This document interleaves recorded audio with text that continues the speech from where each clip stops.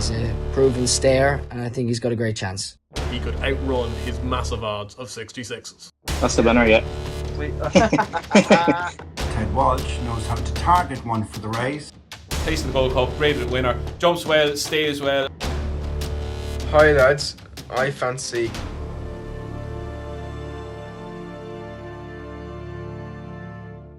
Hello and welcome to the Next Gen Racing YouTube channel for our Aintree Grand National preview. We're very much looking forward to this. It's going to be an excellent festival and looking forward to the big one itself on Saturday. And we're joined by Ben Hughes. Ben, it's your first time on the channel. I've seen plenty of winners over on your Twitter, hence the reason you've come on today, and hopefully you can find our viewers a few winners. How are you doing? I'm good. How are you? No pressure. Yeah, we're going well. Hopefully you can find the winner of the National as well. I mean, the Irish National was a bit of a shock on Monday with 150 to 1 winner. And a sight that you love to see, we're going to put the video up now of a little boy who's had €1 each way on this 150 to 1. But check this out. This is the video of the week. He's up! He's up!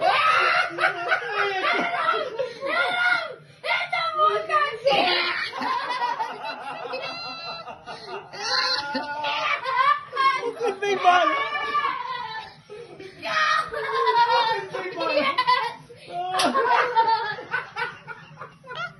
Hopefully we see scenes like that come this Saturday with a decent national winner, and we'll see plenty of videos of people in their living rooms screaming horses home. But we're going to be previewing a few races from Thursday and Friday, and then the national on Saturday. We're going to get plenty of opinions from a load of racing fans, a load of jockeys, trainers, and some great personalities. We have a nice collage of videos when we get to the national itself.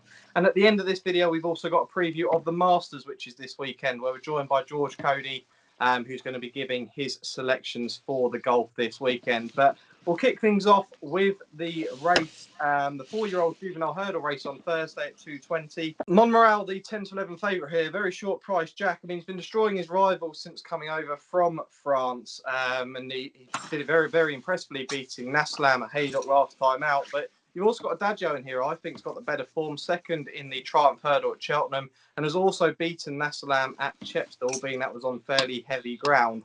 Do you think that Monmoreal's shown enough here to be the odds-on favourite, or do you think Adagio's got plenty in hand over this horse? Yes and no, in the sense that, yes, he's won 4 out of 4 this side of the channel, and by cumulative, I think it's 24 lengths. But the thing is with these 4-year-olds, something can come on £10, £15 from one run to the next. So will I be backing him at 10 to 11? Absolutely not. I mean, as you say, I think the form of the Triumph, we don't really know how it's going to work out just yet, and they're all quite close at the finish. But I think that was a great run. He had to travel 3 wide. Wasn't quite as quick as Quilixios down the straight, but I think he stayed on nicely. He'll definitely stay, and I think there's a few intriguing candidates though. John Locke, of course, has had the 1 run, has been backed in from 33s to 14s, was 4th in behind Tritonic, was travelling really nicely up to about the second last when he weakened. And of course, you got the 2 Midland Park entries with 5 and 20 and Paros. Now, Paros, I remember when he won at Dieppe, and my friends were saying, get on him for the Triumph now. He's 50 to 1. Just get on him now. And I was like, whoa, lads, hold your horses here. And of course, he came over here, flopped, didn't even go to Cheltenham, ran really well last time out. And I think I'd have my head in my hands if he was to go and win this. And 5 and 20s, of course, a lovely filly. She gets £7 here. I think she could even be in the first 3 home after her win at Musselburgh. I thought that was quite a nice win ahead of Historic Heart. But yeah, for me, Adagio is the one to beat. Monmoral has it all to prove. There you go, Ben. Jack's given a few mentions for horse at double figure odds there, but do you make this a 2-horse race? Yeah, I think it's definitely between the top 2 in the market. Although it's not a race that I'm going to be mad keen betting on, but I think I would give Monmoral. I think he could beat Adagio. I think Adagio was quite exposed over hurdles this year. He's around 6 times, and Monmoral's only had the 3 starts over hurdles. He absolutely hammered Nassalam by 7.5 lengths. I think back in Chepstow, back in January, I think Adagio would only beat Nassalam by 2.25 lengths. But yeah. But I think Nichols has put this horse away for this race. Didn't chance to take him to Cheltenham, and I think we've seen in Ferryhouse over the weekend. A lot of horses who went to Cheltenham come back and grand quite poor because they've had quite hard races. So Adagio is definitely a very, very good horse, and he's got my ultimate respect. But I just think if Monmoral turns up here and he's fresh, he's ready to go, I think he could be quite hard to beat. Just on the base that Adagio's had 6 starts over hurdles this year, and he's really done really well this year and won some nice races, and that Triumph run was superb. But I don't know, just something down deep inside tells me that Monmoral is going to win this. Okay. I know that Monreal's going to be very respected when he goes over fences. You say this a lot with Nicholls horses, but he does look like he could be a really decent 2-mile chaser next season. I'm a bit like Ben. It's not a race that I'm going to be mad keen on betting on. But I would probably, if you had to go with the form in this race, you'd have to be siding with Adagio. I do think that the Triumph form could work out fairly nicely. I know we say this most years, but I do think it was a fairly decent Triumph. I think Quilixius could end up to be quite a nice horse. And I think Adagio, I think he proved a few people wrong in that Triumph, and I'd be siding with him. So that's our preview of the 4-year-old Juvenile hurdle on Thursday. Right, we move on to the Betway Bowl now, one of my favourite races of the Aintree Festival. It's over the extended 3 miles at 2:50 on Thursday. Clan des Ovos is currently your 5-2 favourite. You've got likes of Native River, Tiger Roll, waiting patiently, all sitting around 9-2. Mr. Fisher 7s, Clondor Castle 8, and double figures bar those. Now, Tiger Roll went back. This is a really interesting entry here. We're thinking he could end up in the Irish National. He could go to Punchdown for the cross-country race, or he could go here for the Betway Bowl. It's an interesting decision. It was a bit of a protest from the O'Learys to get him here. Now, he's a very interesting runner with Jack Kennedy on his back. You know, I actually went back and found out that the last time Jack Kennedy rode this horse was on the 30th of October 2017 in a listed race at Wexford where this horse finished second. So Jack's not actually been on this horse for the last 3 years, which is absolutely mad. So looking forward to seeing Jack on that horse. Native River, 4th in the Gold Cup. I think softer ground may be needed, but we'll see what the guys' opinions are on Native River in a second. Clan des Ovos was second in the Betway Bowl behind Kenboy last time. That was 2 seasons ago. He's on a bit of a recovery mission, though, after 2 kind of disappointing starts the last twice. Ben, it's a bit of a head-scratcher, this race.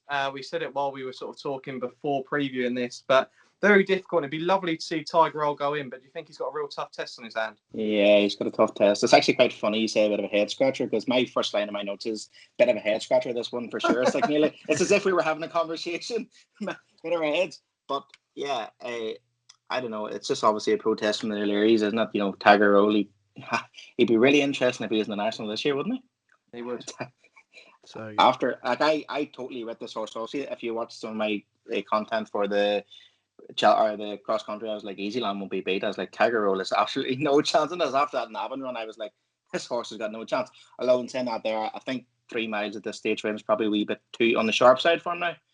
I don't know. I don't think he'll win this race. I thought the other night when I was looking, I thought waiting patiently. I was like, but then I just realised this horse has so many issues, you know. But if this horse lands on the lucky day, it's probably good enough to win this race.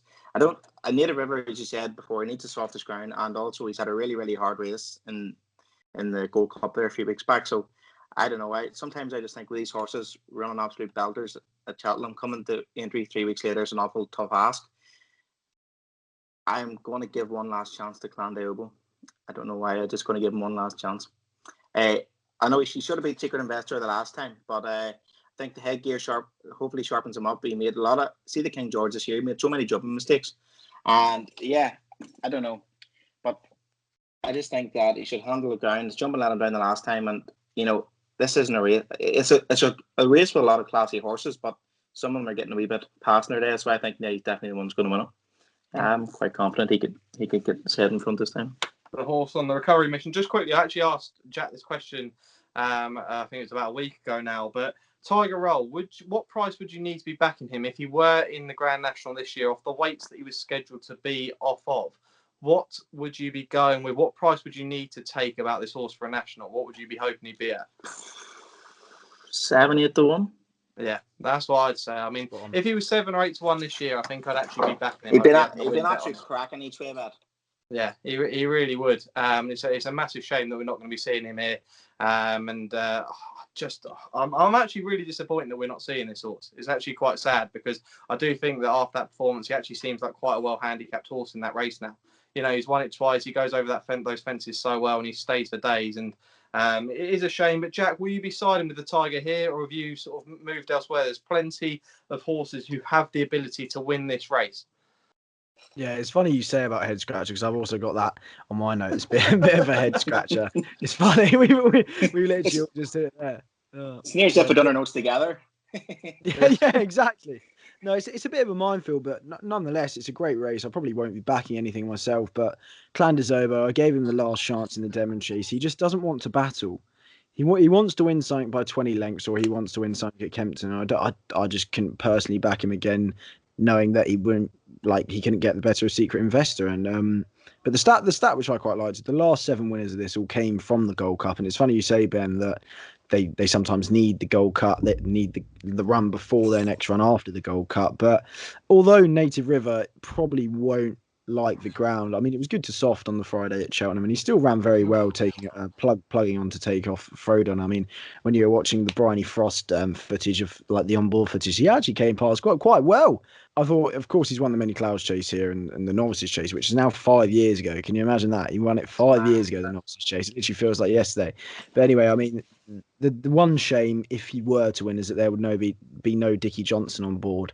But I'm looking forward to see what John Joe can do, and hopefully it'll be a very poignant winner for Richard Johnson. But I mean, I'd be more than happy to sit back and watch the Tiger prove me wrong yet again, and say that I'm wrong. Prove me wrong too.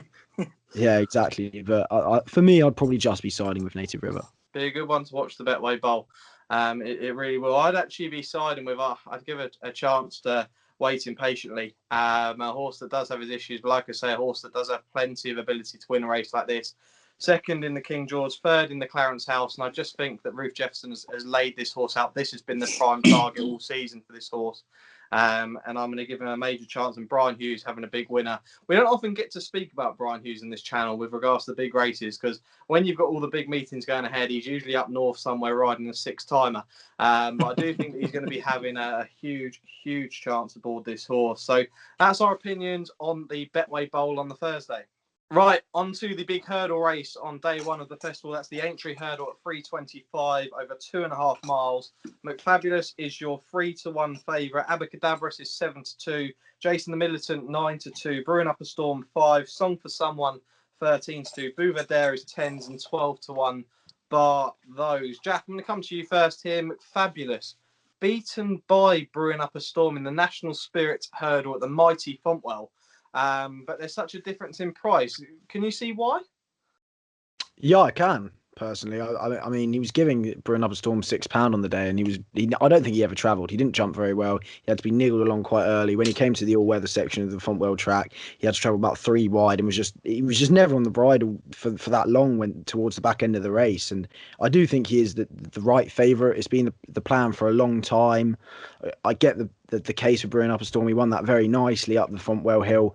But I do think that it's an odd race. Now, 10 of the last 11 winners of this are in the top 3 of the market, so it usually pays dividends to look towards that top end of the market.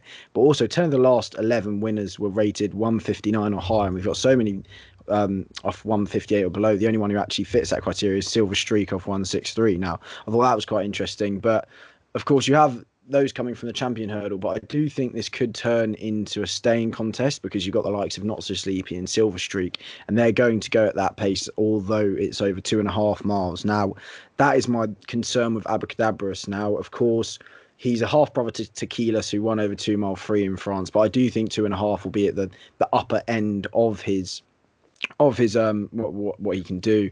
And I do think personally I'm willing to give him McFabulous one more chance. He's been fighting it out with Time Hill and Paisley Park in the previous of the season, and it just wasn't a great one, of course, in the National Spirit. But I do think with the fast pace which is going to be set, it's going to play into the hands of the stayers of Brewing Up a Storm and McFabulous, and with the £6 getting swung his way, I do think he's the one to beat. Ben, it's going to be fascinating. Jack mentioned Abacadabras there. A lot of people seeing this horse entered and finding it potentially a very interesting switch. The first time this horse is going to be going over 2.5 miles.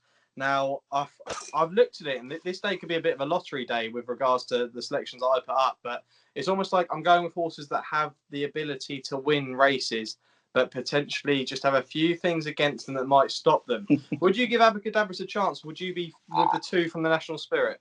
Yeah, I am actually with Brewing Up a Storm here. I know he had to give McFabulous gave him the £6 and all last time out, but I think the way he done it was in my eyes, was quite impressive. But I can certainly see what Jack was saying about McFabulous. He never travelled an inch, and if he gets better. If he takes, I think a lot of people are saying maybe Fontwell, the track maybe didn't suit him and stuff. So if he takes the Aintree a bit better than he does the Fontwell, he's definitely got a cracking chance. But I think Aidan Coleman had said after the race of Fontwell that, you know, we're obviously in a bit of a recovery mission. We're brewing up a storm as chasing really wasn't his game, and he thinks there's a lot more to come from this horse. I'm 5-1. I think it's a fair enough each way price. So yeah, I'm definitely brewing up a storm here. But yeah, it's definitely a race between them two. I don't give Abracadabras much of a chance. Yeah, I find it. I mean, Abracadabras. I mean, it's another race I'm gonna sit back and watch. I'd love to see how he runs. I do think he needs to be a much bigger price to be backable. I think 7-2 around that price is far too short about him. One horse that isn't here, who's well supported anti-post for the Champion hurdle, is Jason the Militant. Jack, I don't know whether you want to sort of give Jason the Militant a mention and potentially his chance in here. Yeah, I was looking at Jason the Militant and I watched his last run back, and of course he won it really nicely over 2 miles. But I think there's too many question marks, as you say, especially with regards to the ground. If we're going to be getting good to soft, I mean, there's not too much rain forecast anyway, so I think good to soft's probably the softest ground we're going to be getting. That is a bit of a question mark. And of course, if you bring in the trip as well over 2.5, that's too much of a risk for me to be taking. I think Rachel Blackmore's in the saddle, so I get why people I get the support, but for me, that's too much of a risk to take. Peter Michael said on Twitter earlier that he'll let Henry and Rachel walk the track before he makes his decision whether they run or not, but he would be concerned about the ground as well. Okay, there we go. He's the owner. Yeah. Last minute decision with regards to Jason Middleton, but it really is a really tough day and a bit of a head scratcher. We've all said on day one, it's not going to get much easier either as we move into a handicap on day one. Right, we move on to the handicap on day one, the big one. That's the Red Rum Handicap Chase over 2 miles, the 440. Getaway Trump is your 5-1 favourite here. Destrier 6-1. Ferrero Bamboo is 13-2. Editor Dejit is 8-1 for the Gary Moore team. Zanza 8-1. Moon over Germany 9-1. And double figures the rest. Guys, I'll actually start things off and I'll give my selection. It's only a brief mention for it, but that's only Moon over Germany, the 2019 winner. Now, that day he was rated £18 lower. It might be a bit of a tougher test this time, but you've got the brilliant Jordan Gainsford on board taking £7 off this horse. It's his only ride on the Thursday. I haven't seen whether he's got any for the Friday, but I don't think he's coming over just for the party. I think he's coming over for a decent ride here. And I'd give Moon over Germany a massive shout in this race for the Irish Raiders. Ben, what about yourself in this one? Yeah, I quite like the chances of Ferrero Bamboo. Phoenicia Williams does really, really well with these handicap chasers. Some McGibbelow and stuff she's had this year, and obviously Royal Beguile. And hacked up last time out at Sandown, like the good to soft ground. He got a £12 rise for that victory the last time, but I think he's got a bit more in the tank. And yeah, the swap 137. I think that's the goodie trade bet for me. He's around 13-2 at the minute. I think there was an interesting gamble on the Harry Skelton horse. There's been a lot of money for it in the past few days. Destrier or something along the lines, but yeah, I think you can't really go wrong at the moment. A lot of people backing the Harry Skelton horses, fighting for the jockey title over Brian Hughes. Jack, will you be with Harry Skelton here? Or are you going one at big prices? No, I won't be with Destrier. I mean, his last 3 runs have been on pretty tough ground. I think the return to better ground will definitely suit. But I'm going to go with Brian Hughes, mustard Brian Hughes, as Andrew Blair likes to call him anyway. And he's won this twice in recent years. I think it was 2015 and 2017, I want to say. It was Surf and Turf and double W's winning it. And I think he's on Gaelic Coast here for Donald McCann. Now, it was interesting because last time out at Ludlow, he was pretty keen, didn't run a great race, finished 3rd of 5. But on his penultimate start, he beat Getaway Trump, and he has a £12 swing with Getaway Trump here. So I do think he's weighted to win. The good ground will be okay. He won at Fakenham on good ground last October, and I do think that he has a decent chance. Okay. It's going to be a fascinating one on day one. Hopefully you found you some decent prices, but we now move in to day 2 of the festival. Okay, on Friday we preview the one race, which is the Grade 1 Marsh Chase. It's registered as the Melling Chase over 2.5 miles. Politolog is your 5-2 favourite. Dashel Drasher is 4-1. Fakir Duderee is 9-2. Nutswell 5-1. Notebook 6-1 and 14-1 and bigger the rest. Now, it's a shame we didn't see Politolog in the Champion Chase. Obviously, we had the issue just before. I think it was in the morning we saw this horse pulled out, but we're going to see him here. The last 2 times he's come here, he's been in a battle with Min, where he's finished 1st in one of them and 2nd in the other. So he does love it round Aintree. Dashel Drasher is a fascinating runner here. Last season, he won 3 times between February and the start of May. So he's going to love the ground.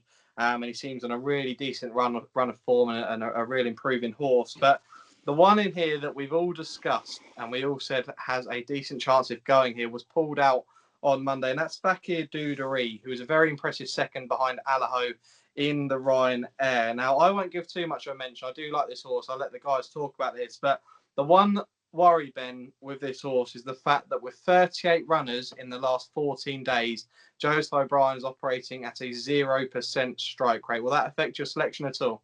I hope not. I'm gonna keep the faith with this horse. I wouldn't say he's been a total cliff horse for me, but I've probably backed him most times he's hit the track. But yeah, I think he's pulled out there yesterday in the Devonish Chase because of the ground. And we knew yesterday in Ireland it was pretty good ground. Like, so I probably, as I said before, they're probably looking at the forecast and they know they're going to in the watering and stuff over the Aintree, and they know they get good to soft. So if they show up here, this horse has got a right good chance. Yeah, so I think, like, for me, he's the one to beat. If he just gets, I think he's like had in the last 6 runs, he's like 5 seconds and I pulled up in the Savills Chase at Christmas over 3 mile. But last time over this trip, he had won the Drimmore. Well, he obviously came second 2 weeks ago in Runner, but he won the Drimmore over in Ireland and stuff. So yeah, I think, I don't know, I can't have Politolog, but if Fakir Dudery shows up here, he's my selection. If not, I might have a wee bet in Dashel Drescher. Yeah. Jack, I described this horse in our Cheltenham previews, a horse I fancied for the Ryanair, as the Goldilocks of horse racing. Finds 2 miles too short, 3 miles too long, and 2 mile forward just about right in the middle. It was unlucky at Cheltenham, finishing behind the mighty Alaho. But 2 mile forward, does this horse have I think he's a really decent chance at sort of 9 to 2. Yeah, I mean, I completely agree with both of you. I think Fakir Dudery is the one to beat if he does come here. I mean, interestingly enough, of the last 11 renewals of this, 7 of the winners have come from the Champion Chase and 4 have come from the Ryanair. So that's always a good place to start looking at those 2 runs. And of course, Master Tommy Tucker and Politolog both didn't go. Master Tommy Tucker wasn't going to, and of course, Politolog got a nosebleed in the morning. Now, the thing is, the last 11 winners as well, I'm just racking off the stats here, and we haven't had one double-figure age winner. And of course, Master Tommy Tucker and Politolog are both 10. I think Politolog was comfortably beaten in the end by First Flow, and Master Tommy Tucker, I couldn't back him because who knows what he's going to do. Even if he's 20 lengths clear, who knows what he's going to do at any kind of fence. And yeah, I think Fakir Dudery ran a great race in behind Alaho. Alaho's jumping was absolutely relentless, and just to stay on for second, I think was a really good performance. I think he's definitely the one to beat if he does come here, and I think 9 to 2 is a good enough price. There we go, 9 to 2. We've all agreed that this horse is going to go and win the Melling Chase. It's a bit like yesterday. If you haven't seen our video from yesterday, myself, Jack and Dave all agreeing with Indigo Girl for the Oaks. So no pressure, but when we all tip up our horse, we do mean it, and hopefully we'll see Fakir Dudery go in the Melling Chase on Friday. Right, we move on to Saturday, and it's the big one. It's the Grand National over 4.25 miles, the one where plenty of the country are going to be having a bet. It's going to be watched worldwide, and it's great to have it this year. Obviously, we missed it last year. All we got was the virtual national where we saw ASO hit the deck and eat the turf. But we get the real one this year, which we're really looking forward to seeing. And Cloth Cap is as short as 4 to 1 for the national. Which is absolutely mad. Borough Saint 8 to 1, Any Second Now 9 to 1, Minella Times 11s, Kimberlite Candy 12s, Secret Reprieve, the Welsh National winner 14s, Discorama 18s and 20 to 1, and Bigger the rest. Now, we are going to go to a little montage in a second, but before I do that, lads, I just want to ask a quick question with regards to Cloth Cap. Do we think, Ben, I'll go with you first. Same question will go to you after, Jack, if you want to go straight in. But do we think Cloth Cap is too short in the betting to be backing as a win bet, or do we think he's the right price on what he's done this season and at the weights? Ben, start with you. Well, he's well in, so they can see the bookies are probably trying to cover their back, but I'm not backing him. Not for me. Okay. Jack, yourself? I think it's an absolutely absurdly short price, to put it simply. Yeah, I'm completely with the lads. I think it's far too short. I do think he has a chance, but I wouldn't be taking 4 to 1. I think it's far too short. But we are now going to go to a quick montage. We asked a lot of people on Racing Twitter, some great racing personalities, Group 1 winning jockeys, champion jockeys, and even a famous racing commentator to give their selections for the National. So here's their montage now. Hi lads. Hi, lads. Gentlemen. All right, lads. Hello, Andrew and Dave here. Here's my pick for the Grand National. Well, it looks like it's going to be a fast-paced Grand National this year on good ground, and I think Acapella Bourgeois could just be the right horse for this race. My tip for this year's Randox Health Grand National is Kimberlite Candy. This horse was currently 11 to 1, gets into the race off less than 11 stone. He should stay the marathon distance, and he's been placed twice over the Beecher Chase fences. I fancy Clout Cap for the National. John Joe O'Neill knows how to win the race. I think the horse is well handicapped and he's improving. He should stay well, and the better ground isn't an issue either. Fingers crossed. The horse I like is Any Second Now. Trainer Ted Walsh knows how to target one for the race, has the right profile, and looked on good terms with himself in his preparation at Navan last month. The very best of luck. The first one is the storyteller for Denise Gordon, Elliot Foster. He's a good profile for this. He's a great at winner. Has a nice prep in the stairs hurdle. I think he'll go good at 25 to 1. And my other one is Bristol de Moy. I think he's also 25 to 1. Screams Neptune Clanche to me, placed in the Gold Cup, great at winner. Jumps well, stays well, you get it, run for your money at least. My main fancy for the 2021 Aintree Grand National is Discorama from the Paul Nolan stable. Brian Cooper booked to ride this horse. He's currently 18 to 1 off a mark of 149, off a lovely racing weight at 10 stone 6. I think he could go very well. He's always shaped like a big mammoth test like this. Could well suit him, and it's been freshened up after a disappointing run back in November at Cheltenham time. And one, if you wanted one at an extortionate price, is Alpha Days Oboe at 60-61 for Jodie McGarvey and Denise Foster. My pick for this year's Grand National will be Magic of Light, trained by Jessica Harrington. Second in the race last year, carrying only £2 higher, and I think course experience is vital around the Grand National fences. He's a proven stayer, and I think he's got a great chance. I've looked to the Silver King of Haydock, Bristol de Mai. I think that Bristol de Mai is clearly the class horse in the race. I think that he'll jump well, and I think that he'll stay. So I think that at 26 to 1, he looks a really good each way bet.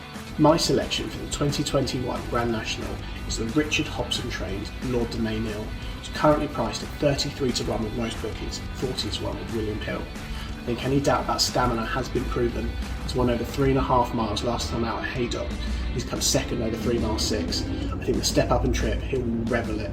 And I think at 33 to 1, he's one of the best price horses out there. I would echo the same thoughts as Storyteller. I think I think he's a classy horse in the race, a Grade 1 winner. He'll give you a good run for your money, he won't mind the ground either. And Discorama, I think he'll like the trip. He'll like the trip, and it'd be like something to happen with them having a favourite and the fairy tale with latest exhibition not winning, and then they win the Aintree Grand National. Right, so here we go. It's great to have the selections from the guys and all of our viewers, and also the racing personalities. We love to have people involved, and I hope you enjoyed listening to their selections. But we'll get into our selections now, and a brief reason why. I'm going to be siding with the mighty grey Bristol de Mai. Daryl Jacob, every interview he's been doing with Racing TV, ITV Racing at the races, he cannot go on enough about how much he's looking forward to getting aboard this horse. Good ground really isn't a worry about this horse. Those who say he has to swim home, they really shouldn't be. I mean, he's won a Betfair Chase on good ground, so, you know, the heavy ground would help, but I don't think the horse needs it over this distance. He's the 2019 Gold Cup third, and even though he hasn't got the best entry form, I think he's going to really enjoy the fence, and I'm buzzing to see this grey go around and try and match what Neptune Clanche did for Daryl Jacob. Ben, your selection for the National and why? Discorama. Got a nice racing weight. He'll get the trip because he came second in the 4 miler at Cheltenham a few years back. He ran twice this year, once by Highland, or he beaten the Milan native, and then he was poor at Cheltenham at the November meeting or October meeting, whatever it was, and then they've seemed to put him away for this year. So yeah, jumps well, and you know, Paul Nolan's, you know, had a nice winner at Cheltenham and stable in good form, so they know how to train in Arsenal. Won my latest exhibition in coming fourth in the Irish National League, so I'm in the Discorama camp. 25 to 1, absolute cracking each way bet. Yeah. Jack, for yourself, your national winner, no pressure. Well, if there's one thing I've learned from Cheltenham, if Oisin Murphy talks, you listen. You listen. Now, I know he's gone for cloth cap, and I know he's stupidly short, and I'm going to keep this simple. Cloth cap will win, but we're not going to put him up because he's way too short. Following him home, though, will be Mr. Malarkey at 33-1 for Colin Tizard in his second run after a wind up. To put simply, he ran a great race, finishing third at Kempton last time out. He'll love the ground if it's good, and he'll put in a great run, hopefully. There we go. Do carry on watching. That is our selections of the National. But do carry on watching. We have got our preview coming next with George Cody for the Masters. But Ben, thanks so much for coming on. No problem. It's been a pleasure. Great channel, lads. Keep up the good work. Thanks very much. And yeah, looking forward to seeing what George says about the Masters now. Right, thanks very much to Ben Hughes, who joined us for the Grand National preview. And the other big sporting event this weekend is the Masters, and we're joined by George Cody. We'll have his Instagram somewhere up in the middle of the screen here. Do go check him out. George, you've been back at golf for just over a week now. How have things been? Okay is the word I've been using, Sam. So I've played a lot, but I haven't played very well. Let's put it that way. Right, and hopefully George is going to find us to win the Masters. Jack and I believe that we found it. We'll see if George agrees with us. But the current betting for the Masters at the moment: Dustin Johnson's 8-1, Bryson DeChambeau is 9-1, Jordan Spieth and Justin Thomas both 10-1, John Rahm 11s, Rory McIlroy 14s, Patrick Cantlay is 18s and 20-1, and bigger the rest. Now, George, before we came onto camera, Jack and I were saying how much of a cert the 2015 winner Jordan Spieth is in this after winning the Texas Open at the weekend. 4-year drought that was for him, and he's going into this tournament very well. What have you made of the betting and looking at this from a distance? If I'm honest, it's all over the place from my point of view. There's been some good people in form. The thing about the Masters is it doesn't matter about your driving accuracy. That's where this is the problems having with Bryson DeChambeau. A lot of people are thinking that because he's really long off the tee, he's going to go out there and absolutely tear the course apart. But the Masters is focused on short game and the ability to get up and down. Like you say there, Jordan Spieth, he won the Valero Texas Open. So he's been improving, and that was his first win since 2017. So he's on the rise, and I think he's a good bet. For me, it's John Rahm. I don't think Dustin is going to do it this year. Very unlikely to go back to back. But for me, it's John Rahm. What odds did you say he's at the moment? Is he John Rahm? Yeah, I think you can get, what was it, around 11s? 11s. You might be able to get bigger with other bookmakers, but 11s around that price. Yeah, he was due to. He basically said that don't bet on him as he might be pulling out. He might have to shoot off. He was having a baby boy, as far as I'm aware, and that's arrived early. So he's ready to go, and I think he's a really strong bet at 11-1 if I'm honest. There you go. He's all set for it. Jack, you said Jordan Spieth will win it. Anyone outside of the field? Yeah, of course, we always have one or two outside of the field, don't we? I mean, love following Victor Hovland off a cliff. I mean, he's been playing horribly recently, if I'm being honest. And of course, he's very good off the tee in his short game. I think he's 94 putting and strokes gained. So yeah, but I will be back on him at 33-1 for sure. Silly prices. I know you're a fan of Cameron Champ. He's 200-1. He's drifting like anything. Of course, he's big off the tee as well. So it'll be interesting to see how he goes. And I'd love Xander Schauffele to do it. He loves Augusta, but he seems to fail every time he's there, although he plays well. Rory, I couldn't go anywhere near after his calamitous year on 13. And yeah, but for me, I think it'd be a great story for Jordan Spieth to do it. Yeah, George, just quickly, what do we make of Rory McIlroy? I think if he does ever win the Masters, his chance of winning the illustrious sports personality of the year, what do we make of him? He's just the kind of bloke that you don't want to back, but you wouldn't be surprised if he suddenly turned up and did it. Yeah, for me, I back him every time. If I'm honest, I always put him on just purely because there'll be one time that he will come out and do it. And I think now where the limelight's been taken off him a little bit and there's no kind of pressure on him, that alongside his change in swing coach, I think I wouldn't be surprised to see him up there, if I'm honest, and cause a bit of a shock. There we go. I'm with Jack. I think we mentioned it on our anti-post sport preview that Cameron Champ is a golfer to watch out for. 200-1. He was 6 under in his debut year in this tournament. He has got a big drive. I think, like George said, the short game is what's needed. He might need to improve on that, but I'd give him a squeak of that price, especially if you can get sort of the 10, 11 places available. So it'll be Jordan Spieth for myself, Jordan Spieth for Jack, and George will be siding with John Rahm in the US Masters. But before we go, George, it is the Grand National video that we're doing here. So we do need to get your selection for the National. Who are you going to be siding with on Saturday?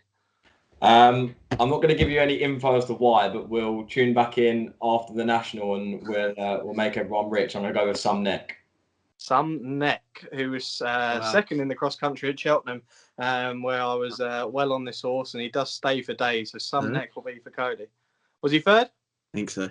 No, he's third. He's still placed and he was staying on for days. So Some Neck for George Cody in the National. But George, thanks for joining us. No worries at all. Thanks for having me, guys.